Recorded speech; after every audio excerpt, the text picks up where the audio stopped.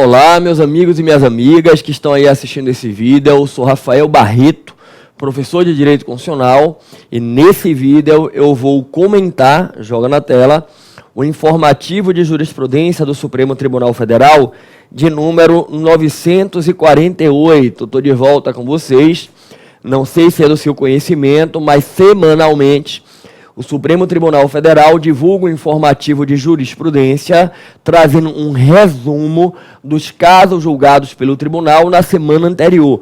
E o conhecimento desses informativos é fundamental para se manter atualizado com a jurisprudência do Supremo e imprescindível para quem estuda para concurso público, pois os concursos cobram muito a jurisprudência atualizada do Supremo Tribunal Federal.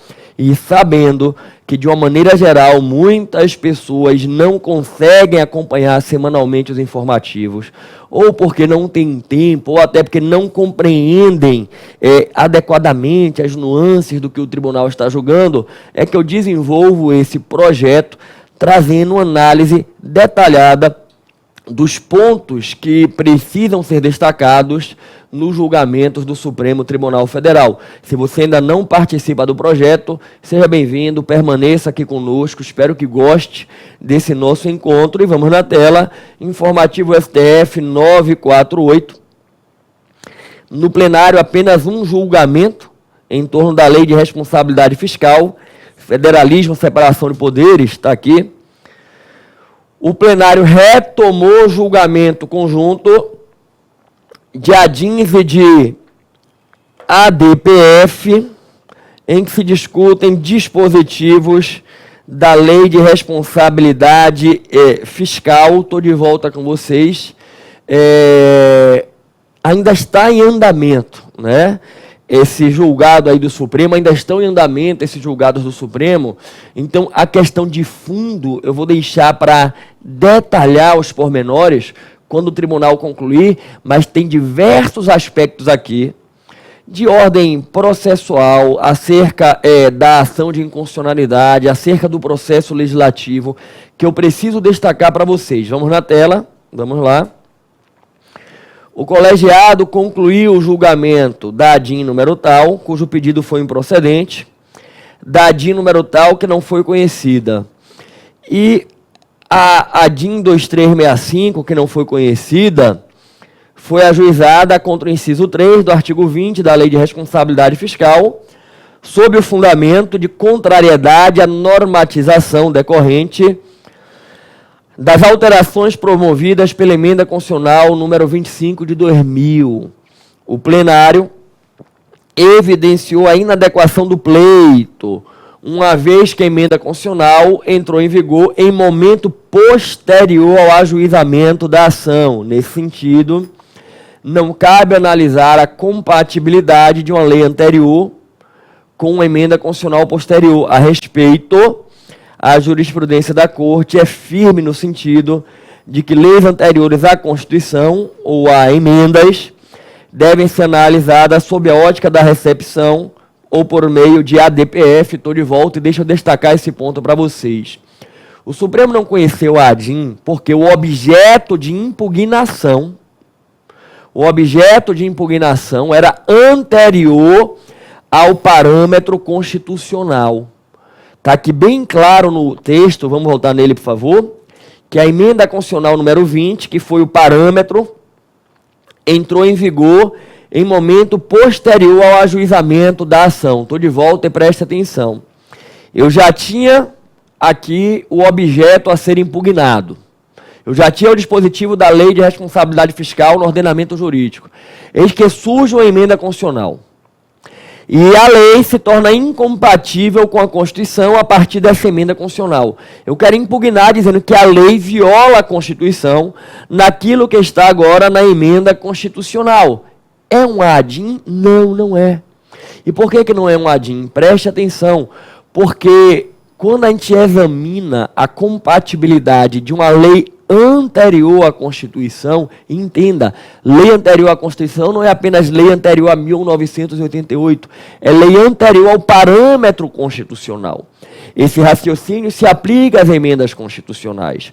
Quando eu analiso a compatibilidade de uma lei anterior ao parâmetro constitucional, seja o texto originário em 5 de outubro de 88, seja uma emenda constitucional, não é caso de declaração de inconstitucionalidade, mas de declaração de revogação, não recepção por revogação. Pela teoria que se adota no Brasil acerca da inconstitucionalidade, no Brasil a gente entende que a inconstitucionalidade ela é originária, o vício de inconstitucionalidade é um vício que acarreta a nulidade, lei inconstitucional é lei nula, a gente não trabalha com a ideia da inconstitucionalidade superveniente, a gente entende que uma lei declarada inconstitucional é inconstitucional na sua origem. Então o parâmetro tem que ser sempre a Constituição que existia quando da edição da lei. Quando você vai discutir a validade de uma lei com um parâmetro constitucional posterior, não é caso de inconstitucionalidade, é caso de revogação. Então, num caso como esse, em que a emenda é posterior à lei, a gente vai dizer, a emenda, ao entrar em vigor, revogou o dispositivo da lei. A emenda constitucional número 25 de 2000 não tornou inconstitucional o dispositivo da lei de responsabilidade fiscal. Revogou, se é que houve incompatibilidade. Perceba, eu vou dizer o seguinte, essa emenda constitucional revogou o dispositivo de lei que lhe é contrário. Jamais eu vou dizer que tornou inconstitucional. E é preciso lembrar que a finalidade da DIN é declarar que a lei é inconstitucional. Eu não posso entrar com a DIN para que o Supremo declare que é inconstitucional aquilo que não pode ser declarado inconstitucional, que só pode ser declarado revogado. E vamos voltar no informativo para eu chamar a atenção de outro ponto, que é o seguinte, vamos jogar na tela. Tem aqui, ó. Sob a ótica da recepção ou por meio de ADPF. Estou de volta, gente. ADPF porque lei anterior não pode a DIN, a gente entra com ADPF. Agora, quanto a essa questão da não recepção, quero chamar a atenção só de um ponto. É comum nós encontrarmos pessoas denominando não recepção de sinônimo de revogação, e não é. A não recepção no Brasil segue a teoria da revogação.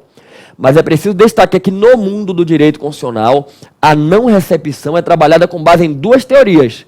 A da revogação, que é que a gente adota no Brasil, e o da inconstitucionalidade superveniente. Aqueles países que adotam a ideia da anulação da lei inconstitucional trabalham com a inconstitucionalidade superveniente. E aí vão dizer que a não recepção se deu por uma inconstitucionalidade superveniente. Como no Brasil a gente não trabalha com inconstitucionalidade superveniente, no Brasil a gente trabalha com a inconstitucionalidade originária, lei inconstitucional é lei nula. A gente diz que no Brasil a não recepção ocorre mediante uma revogação. Mas saiba que no direito constitucional não são coisas sinônimas. A não recepção, ela se explica tanto com base na revogação, como com base na inconstitucionalidade superveniente. É que no Brasil a gente recusa a inconstitucionalidade superveniente e a gente trabalha com a teoria da revogação, ok? Bom, então a DIN não foi conhecida por causa disso. Só que aí caberia um questionamento. Professor, se não cabe a DIN, é o caso de ADPF. O autor da ação vai voltar lá no computador, adequar a petição e ajuizar um ADPF. Não caberia, então, o Supremo tramitar como ADPF? Preste atenção.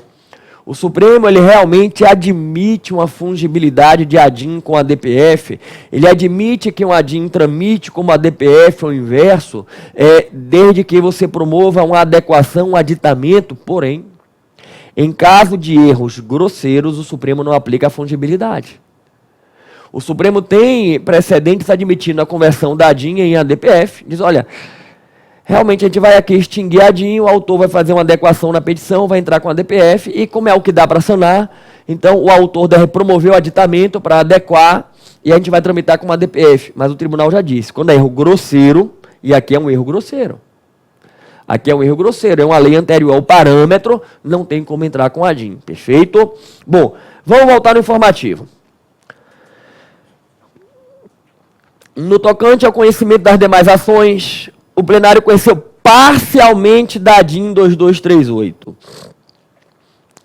Afirmou que a suposta antinomia entre preceitos da Lei de Responsabilidade Fiscal e dispositivos da medida provisória haverá de ser resolvida segundo os princípios hermenêuticos aplicáveis, sem nenhuma conotação de natureza constitucional. Estou de volta, gente.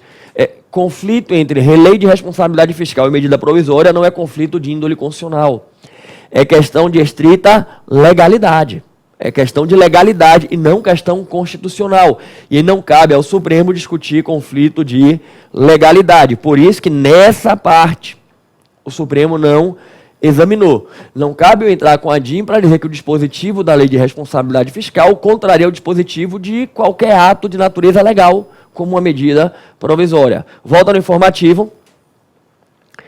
Quanto ao artigo 15 da lei de responsabilidade fiscal, também impugnado na DIN, frisou a ausência de impugnação de todo o complexo normativo necessário e, por isso, não conheceu da arguição nesse ponto. E ele vai dizer assim, ó, a aplicação do preceito depende da conjugação com outras normas e só se poderia cogitar da inconstitucionalidade do artigo 15 caso as demais também tivessem sido impugnadas. Estou de volta para você entender. O Supremo tem jurisprudência consolidada que uma impugnação deficiente do objeto impede o conhecimento da ADIM. O Supremo não admite a chamada arguição genérica de inconstitucionalidade. O Supremo declara que a lei viola a Constituição. Não. O autor tem que especificar os elementos. O objeto, artigo tal, parágrafo tal, inciso tal da lei e o parâmetro. Artigo tal da Constituição, inciso tal, é o que, certa feita, o ministro Celso de Mello denominou o princípio da especificação das normas. Se um dia você encontrar em prova essa expressão, princípio da especificação das normas na ADIM, nada mais é do que o dever imposto ao autor de especificar detalhadamente os elementos da relação. O objeto de impugnação, parâmetro de controle, não se admite a arguição de inconstitucionalidade genérica. E, na especificação do objeto, o Supremo entende que, se for feita uma especificação deficiente, se eu não impugnar todo o conjunto normativo, que é imprescindível para o exame da questão, de modo a que a apreciação isolada de um ou outro dispositivo torne a lei incompreensível, o Supremo não conhece da ação. Por exemplo, aqui foi impugnado o artigo 15. Se o Supremo entender que declarar a inconstitucionalidade do artigo 15 faz com que o artigo 16 e o artigo 17 permaneçam sem sentido, ele entende que o autor deveria ter impugnado 15, 16 e 17. A impugnação foi deficiente. Vamos voltar no informativo, está aqui. A ausência de impugnação de todo o complexo normativo necessário impede o conhecimento, porque só poderia se cogitar da inconstitucionalidade do artigo 15 caso as demais também tivessem sido impugnadas. Estou de volta e aqui deixa eu chamar a atenção.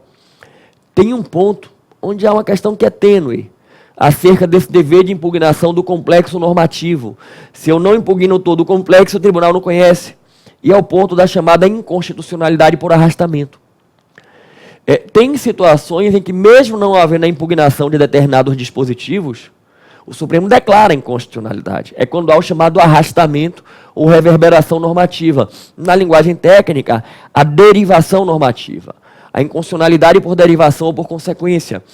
Quando um dispositivo está atrelado diretamente ao outro, como uma derivação do outro, a inconstitucionalidade desse outro, que é o principal, arrasta, atinge o que lhe é acessório. Por exemplo, se tiver no parágrafo 1º do artigo 15 que o disposto no caput, repare que é uma relação de acessoriedade. Se eu declaro a inconstitucionalidade do caput, eu arrasto o parágrafo 1º. É uma consequência natural, é uma derivação, porque é uma relação de acessoriedade. Então, nesse caso de inconstitucionalidade por reverberação, por derivação, por consequência, por arrastamento, a não impugnação de todo o conjunto não impede o conhecimento da ação. É diferente quando o Supremo diz, não são dispositivos que guardam a acessoriedade. São dispositivos que no conjunto complementam a compreensão do tema. Não é que um é acessório do outro, é que um complementa o outro para a compreensão da matéria. Aí, nesses casos, em que a relação é de complementariedade, de entrelaçamento e não acessoriedade, aí o tribunal diz, se não impugnar tudo, eu não conheço, joga na tela, que foi o que aconteceu aqui. Vamos prosseguir. Apontou também o prejuízo parcial da DIN 2238, relativo ao artigo 30, inciso 1, uma vez que já expirado o prazo da norma de caráter temporário. Estou de volta. Aqui é uma norma de eficácia exaurida, gente. Com exaurimento dos efeitos da norma, não cabe mais o enfrentamento na ação de inconstitucionalidade. Preste atenção. Na ADIM, eu vou discutir se no momento do julgamento o objeto impugnado está violando a Constituição. Se aquela norma já produziu seus efeitos, já se exauriu, não tem como estar naquele momento violando a Constituição. Não vai caber adesão na ADIM. E aí, de repente, você pensa, professor, mas durante um momento produziu efeito e violou. Aí o Supremo diz assim, isso é uma questão residual, concreta, que se discute na jurisdição difusa. A verdade é que na ADIM, eu não vou analisar se uma norma viola a Constituição. Eu vou analisar se no momento do julgamento a norma está violando a Constituição. Essa é a verdade do enfrentamento na ADIM. Então, a norma que tem validade temporal já se exauriu, não cabe mais o enfrentamento na ADIM. Vamos voltar na tela. Depois dessas questões importantes sobre o conhecimento da ADIM, eu vou entrar em outros aspectos de ordem processual, só que já sobre a própria lei de responsabilidade fiscal. Está aqui. O plenário reconheceu a constitucionalidade da lei em seu aspecto formal. Afastou o argumento de violação ao processo legislativo por suposta emenda do texto da lei, sem um posterior retorno à casa iniciadora, e também suposto vício por haver regulamentado apenas parcialmente o artigo 163. Estou de volta. E essa primeira questão é uma questão, gente, que já tem jurisprudência do Supremo Tribunal Federal e aparece com uma frequência enorme nas provas, que envolve o chamado bicameralismo. Se recordem que o Parlamento Federal é bicameral. Nós temos duas casas legislativas, Câmara e Senado. E projeto de lei, proposta de emenda constitucional, tem que ser aprovado nas duas casas. O artigo 65 da nossa Constituição prevê expressamente que o que é aprovado em uma casa é revisto pela outra. E a grande questão é quando a casa revisora, que pode ser Câmara ou Senado, depende de onde o projeto iniciou, via de regra, na quase totalidade das vezes, inicia na Câmara o projeto de lei, porém, quando vem de um senador, inicia no Senado, e se vier do Procurador-Geral da República, a Constituição não impõe a obrigatoriedade de começar na Câmara, poderia eventualmente começar no Senado também. Mas, via de regra, você vem do presidente, você vem do Supremo, você vem do Tribunal Superior, você vem do povo, ou você vem de um deputado, começa na Câmara. Aí vamos imaginar um projeto que começou na Câmara, a Câmara aprovou esse projeto, encaminhou para o Senado revisar, e o Senado alterou. Usando a linguagem técnica, emendou. Vamos na Constituição, artigo 65. Olha o parágrafo único do artigo 65. Sendo o projeto emendado, voltará à casa iniciadora. Estou de volta com vocês. Gente, o texto impõe. Se a casa revisora emenda o projeto, altera, tem que devolver para a casa iniciadora apreciar as emendas. E presta atenção, não vai haver aí uma espécie de ping-pong de uma casa devolvendo para outra. Então, a casa revisora emendou, vai para a iniciadora que aprecia e emenda de novo. Não. A casa revisora aprovou o texto, esgotou a sua atividade. A casa iniciadora aprovou o texto, esgotou sua atividade e mandou para a revisora. A casa revisora aprovou o texto, esgotamos a questão sobre esse texto, mas acrescentou um algo novo, emendou. Esse algo novo vai ser submetido à casa iniciadora, que vai ou aprovar ou rejeitar. Se aprovar, esse algo novo vai integrar o texto final. E o que é que está na Constituição? Se o projeto for emendado, volta para a iniciadora. Só que toda e qualquer emenda, e seja devolução, o Supremo já disse não. Só precisa voltar para a casa iniciadora a emenda que altere o conteúdo, a substância. Se é uma emenda que altera o texto, mas não inova juridicamente, não altera o conteúdo, não precisa retornar. Seria um preciosismo. Vamos imaginar o seguinte: a Câmara aprovou um projeto de lei e encaminhou para o Senado.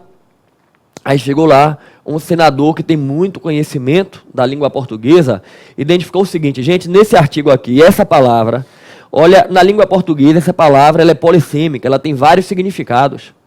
Se a gente deixar essa palavra, podem surgir diferentes interpretações. Seria mais interessante substituir por um sinônimo que é preciso. Porque não vai dar margens de dúvida sobre o que se pretende com esse texto de lei. E ele promove essa alteração, ok? Repare, eu mudei o texto, mas a gente não mudou o conteúdo. Não precisa voltar para a casa iniciadora. E é o que o Supremo identificou acontecer no caso. Vamos voltar no informativo, tem assim: a alteração apontada consistiu em deslocar parte dos textos normativos de um determinado dispositivo para outro. Foi uma alteração topográfica, voltada a tornar o texto de mais fácil compreensão, sem desfiguração da mensagem normativa original. Estou de volta, então o tribunal disse: houve sim alteração, mas não houve alteração do conteúdo, do propósito, da finalidade normativa. Foi apenas uma alteração topográfica. Peguei de repente um parágrafo que estava em um artigo e coloquei em um outro artigo. Foi isso que aconteceu. Então não houve inovação de conteúdo, não haveria, portanto, a necessidade de voltar para a casa iniciadora, ok? E aí a gente volta no informativo, joga na tela. Quanto à argumentação de violar a Constituição porque só regulamentou parcialmente o artigo 63, as finanças públicas, o Supremo disse que não há necessidade de a Lei de Responsabilidade Fiscal regulamentar todos os aspectos do artigo 163. Os temas desse artigo são variados no que diz respeito às finanças públicas e prescindem de disciplina única. Estou de volta. E aí, gente, corretíssimo, né? O que o Supremo está dizendo é o seguinte: quando o artigo 163, vamos jogar na tela, por favor, estabelece lei complementar, ó, lei no singular, vai dispor sobre finança pública, dívida pública interna e externa, concessão de garantias, emissão e resgate de título da dívida pública, fiscalização financeira, operação de câmbio, tudo isso. Estou de volta. Eu não devo compreender como única e exclusivamente uma lei. Uma lei. Até porque há um plexo de temas aí que às vezes podem ser, né, debatidos em separado no parlamento. O parlamento pode dizer o seguinte: ó, vamos discutir agora aqui tão somente a questão da dívida pública, vamos discutir tão somente a questão de garantia, resgate de título, para facilitar o processo político deliberativo. E aí eu posso ir fazendo isso em etapas, um projeto de lei para uma coisa aqui, depois um outro. Então, disse o Supremo, o fato da Lei de Responsabilidade Fiscal não ter trabalhado tudo que está no 163 não a torna inconstitucional, ok? Vamos voltar no informativo. E aí o plenário passou então a análise de impugnação da lei sob o aspecto material e entendeu que não há nenhuma inconstitucionalidade, né? Havia, gente, uma arguição de violação ao princípio federativo, violação da autonomia dos entes federativos. Estou de volta. E em resumo, o que está aí no informativo é o seguinte, gente: a Lei de Responsabilidade Fiscal, que efetivamente impõe alguns limites aos estados e municípios, alguns que, inclusive, na prática, causam muita dificuldade para a gestão municipal. Ó, a questão do índice de pessoal do Poder Executivo é comum pelo Brasil. Você encontrar municípios em que os prefeitos têm dificuldade para adequar o índice de pessoal da Lei de Responsabilidade Fiscal. O Supremo disse, gente, não houve violação da autonomia federativa, é preciso compreender a Lei de Responsabilidade Fiscal dentro de um contexto maior, de federalismo cooperativo, de finanças públicas equilibradas dentro do sistema constitucional, e para entender que o que a Lei de Responsabilidade Fiscal busca, em verdade, é impor um equilíbrio financeiro a todos os entes da federação, o que é salutar para a estabilidade da federação. Porque, em verdade, o desequilíbrio financeiro de um ente pode comprometer a estabilidade da federação. E aí, vamos pegar aqui alguns destaques que eu quero trazer para vocês do noticiário do informativo. Joga na tela, está aqui. O federalismo fiscal se dedicou a produzir modelos explicativos de interações ocorridas na relação entre os entes federados, analisando os incentivos que determinariam as condutas dos diferentes níveis de governo, e aí principalmente isso aqui. Um dos tipos de interação mais destrutiva ocorre quando decisões a respeito dos gastos públicos de um ente local são tomadas na esperança de que as suas consequências econômico-financeiras sejam posteriormente absorvidas por um nível central de governo, geralmente por meio de ações de resgate. Esse tipo de comportamento é visto como uma fonte de sérios riscos para o equilíbrio federativo, pois compromete a autonomia financeira recíproca. Estou de volta traduzindo. Uma questão muito grave do ponto de vista do equilíbrio financeiro é o município, o Estado. Pautar a sua gestão, pautar o seu planejamento, considerando uma ação do governo federal no sentido de fazer repasses de verbas, no sentido de suplementar os recursos. Gente, existe repartição de receita tributária, uma parte da arrecadação da União vai para o Estado e município, uma parte da arrecadação do Estado vai para o município, e isso é receita originária de quem recebe, não pode haver retenção. Existe na vida real muito convênio para execução em comum de determinados serviços, utilidades com repasse de verba, mas entenda, é muito bom, por exemplo, que o seu município consiga uma parceria com o governo federal para, mediante um convênio, fazer a implantação de um projeto esportivo aí no seu município. Vai ser construída uma praça para a prática de esporte, com um ginásio de esporte, ou uma praça cultural, muito bacana. E vai haver a verba federal, existe esse projeto, mas entenda, o município não pode se planejar financeiramente contando com isso.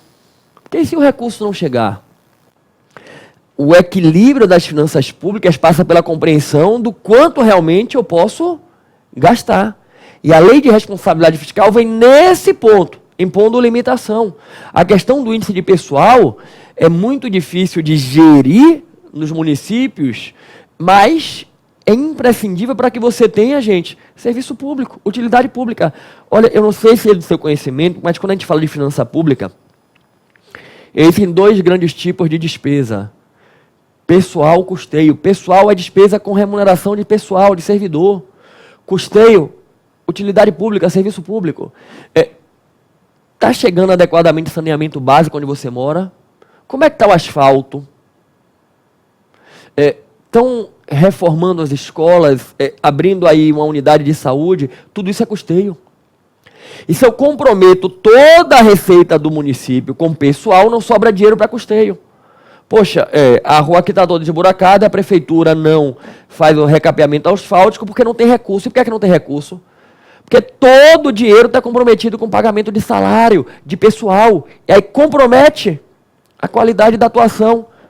Por isso que se impõe responsabilidade fiscal. Pode gastar no máximo tanto com pessoal, necessariamente pelo menos isso é para custeio. E aí você passa a compreender que a lei de responsabilidade fiscal busca realmente esse equilíbrio na gestão das contas públicas. E aí o Supremo está dizendo, não viola a autonomia federativa não, impõe dentro de uma ótica de federalismo financeiro, de equilíbrio e estabilidade em cada ente da federação, uma visão de contenção e de boa gestão nas finanças públicas, ok? Bom, eu vou encaminhar com vocês, né? Ó, joga na tela no informativo, está aqui. O plenário reputou constitucional o artigo 20, que estabelece limite de despesa com pessoal. E aí diz que é uma lei nacional que vale para todo mundo quando prevê esse limite de despesa. E a gente avança aqui, deixa eu pegar aqui, ó, na notícia do julgamento. Cadê? Deixa eu pegar aqui para vocês. Cadê aqui o dispositivo?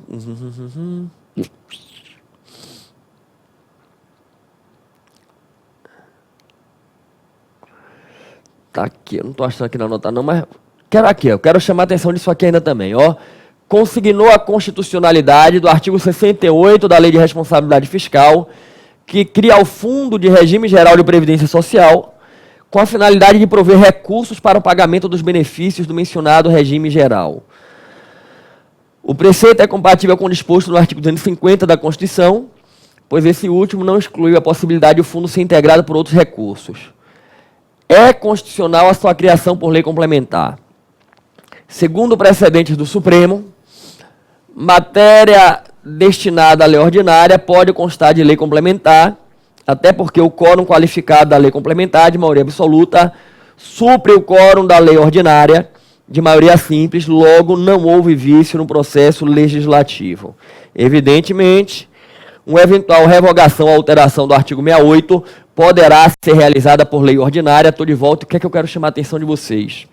Não é nem a questão da criação do fundo, mas o debate do processo legislativo. No âmbito de uma lei complementar, se criou um fundo do Regime Geral de Previdência, que a Constituição não exige lei complementar. Eu tratei em uma lei complementar de um tema para o qual a Constituição exige apenas lei ordinária. Isso é o que se denomina lei formalmente complementar e materialmente ordinária. Repare, eu tenho uma lei complementar e realmente finanças públicas tem que ser lei complementar, é o que está lá na Constituição, lá no artigo 163, joga na tela, está aqui. Lei complementar vai dispor sobre as finanças públicas, estou de volta, então é perfeito. O projeto de lei teria que ser de lei complementar, só que a gente inseriu na lei um tema que era de lei ordinária. Então, nessa parte, apesar de ser formalmente complementar, é materialmente ordinário. Não tem vício nisso aí. Isso é possível. Só que entenda, esta lei formalmente complementar, materialmente ordinária, pode ser revogada por lei ordinária, porque na essência é uma lei ordinária. É por isso, vamos voltar no informativo, que o Supremo disse, evidentemente, uma eventual revogação ou alteração do artigo 68, que criou o fundo, poderá ser realizada por lei ordinária. Estou de volta. Isso é questão que aparece várias vezes em provas. Lei complementar pode ser revogada por lei ordinária. Verdade. É a lei complementar materialmente ordinária. Lei formalmente complementar materialmente ordinária pode ser revogada por lei ordinária. E o Supremo está mais uma vez afirmando isso nesse julgamento aqui. Perfeito? Bacana quanto a isso, então fique muito atento. Bom, sobre esse julgamento da Lei de Responsabilidade Fiscal, gente, esses eram os pontos que eu queria aqui estar destacando para vocês. Vamos voltar na tela com o informativo. E aí, seguindo aqui, ação rescisória, suspensão nacional, né? A turma iniciou um julgamento de um agravo regimental interposto contra a decisão monocrática que julgou procedente pedido formulado em reclamação para cassar a decisão proferida em sede de ação rescisória, que teria desrespeitado a suspensão nacional do processamento de todos os processos pendentes, decretada no recurso extraordinário número tal, e esse é o ponto que eu vou destacar com vocês, ó. No caso, candidatos aprovados em cadastro de reserva em um processo seletivo público da Petrobras ingressaram em juízo com a reclamação trabalhista para haver reconhecido o direito à nomeação em virtude de suposta ilicitude da terceirização. O juízo da Vara do Trabalho reconheceu a sua incompetência para julgar o feito, entendendo que deveria ir para a justiça comum, porque o vínculo de contratação não era trabalhista, mas isso foi reformado pelo TRT. O acórdão transitou em julgado e foi objeto de ação rescisória, na qual se proferiu uma decisão impondo a imediata admissão dos candidatos. O relator enfatizou que a questão debatida é a mesma do tema 992 da repercussão geral, na qual se decretou a suspensão nacional, o que acarretou a suspensão dos andamentos de todos os processos, inclusive ações rescisórias. Estou de volta. O que é essa tal dessa suspensão nacional na repercussão geral? E esse é o ponto que eu quero destacar com vocês. Gente, presta atenção. No julgamento do recurso extraordinário, o Supremo, antes de entrar no mérito, ele examina se a questão constitucional debatida tem repercussão geral. Desde a emenda constitucional 45, se passou a exigir a repercussão geral da questão constitucional no recurso extraordinário. A Constituição trouxe essa obrigatoriedade, está lá no artigo 102 da Constituição, né, que cuida do recurso extraordinário, a previsão, no artigo 102, parágrafo 3º, eu já vou trazer para vocês aqui, na tela essa previsão, joga na tela aqui, artigo 102, parágrafo 3º, no recurso extraordinário, o recorrente deverá demonstrar a repercussão geral das questões constitucionais nos termos da lei. Estou de volta.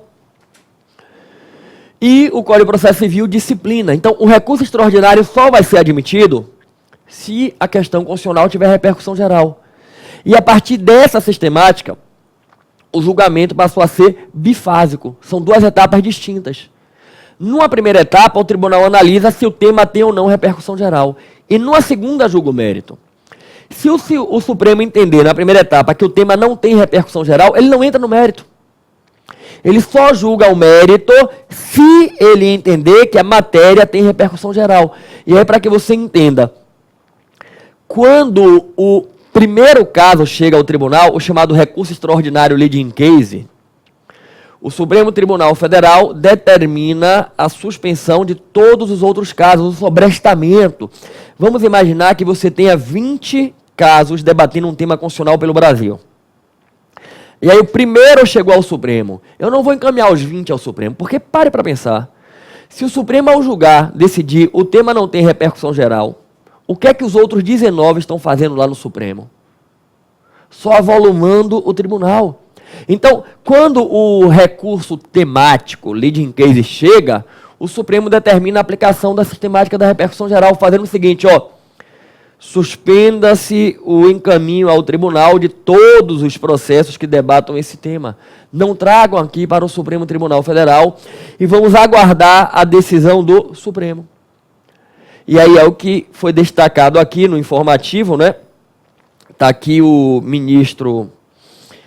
cadê aqui? É o ministro Fachin, se eu não estou enganado, deixa eu ver aqui. Cadê? Não, o ministro Alexandre de Moraes é o relator, né? O ministro Alexandre de Moraes destacando, joga na tela, que a questão debatida é a mesma do tema da repercussão geral, que decretou a suspensão nacional e acarretou a suspensão do andamento de todos os processos, inclusive ações rescisórias. Estou de volta exatamente.